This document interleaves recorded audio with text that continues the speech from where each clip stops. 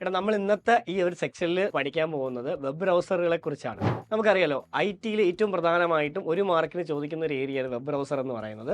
പ്രധാനമായും നമുക്ക് പഠിക്കാനുള്ള വെബ് ബ്രൗസറുകൾ ഞാൻ പെട്ടെന്നൊന്ന് പറഞ്ഞുതരാം. ഒന്നാമത്തത് ഗൂഗിൾ ക്രോം ആണ്, രണ്ട് മോസില്ല ഫയർഫോക്സ്, മൂന്നാമത്തത് മൈക്രോസോഫ്റ്റ് എഡ്ജ്, അടുത്ത അതുപോലെ വളരെ പ്രധാനപ്പെട്ട ഒരു വെബ് ബ്രൗസറാണ് സഫാരി എന്ന് പറയുന്നത്. അതുപോലെ ഏറ്റവും പ്രധാനമായും പഠിക്കേണ്ട ഒരു വെബ് ബ്രൗസർ ഉണ്ട്, അത് നമുക്കറിയാം ഏതാണ്, എപ്പിക് ഒരു വളരെ പ്രധാനപ്പെട്ട വെബ് ബ്രൗസറാണ്. അതുപോലെ തന്നെയാണ് www അല്ലെങ്കിൽ നെക്സസ് എന്ന് പറയുന്ന വെബ് ബ്രൗസർ ഉണ്ട്.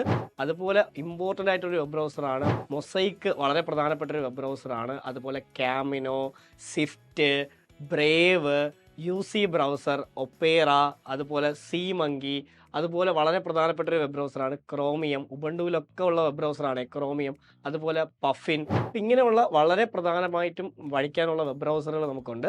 ഈ വെബ് ബ്രൗസറുകൾ ഈ ഒരു ഓർഡറിൽ പഠിച്ചു കഴിഞ്ഞാൽ നിങ്ങൾക്ക് ഉറപ്പായിട്ടും ഇതിൽ നിന്ന് ഒരു 8 മാർക്ക് കിട്ടും. ഇതിൽ ഏറ്റവും കൂടുതൽ ആൾക്കാർ ഉപയോഗിക്കുന്ന വെബ് ബ്രൗസർ ഗൂഗിൾ ക്രോം ആണ്. അതുപോലെ വിൻഡോസിൻ്റെ ഡിഫോൾട്ട് വെബ് ബ്രൗസറാണ് മൈക്രോസോഫ്റ്റ് എഡ്ജ് എന്ന് പറയുന്നത്.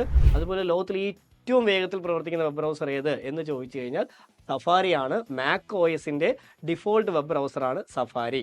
അതുപോലെ ഇന്ത്യയുടെ ആദ്യ വെബ് ബ്രൗസറാണ് എപ്പിക് എന്ന് പറയുന്നത്. ലോകത്തിലെ ആദ്യ വെബ് ബ്രൗസറാണ് നെക്സസ് അല്ലെങ്കിൽ www എന്ന് പറയുന്നത്. ഓക്കെ അല്ലേ?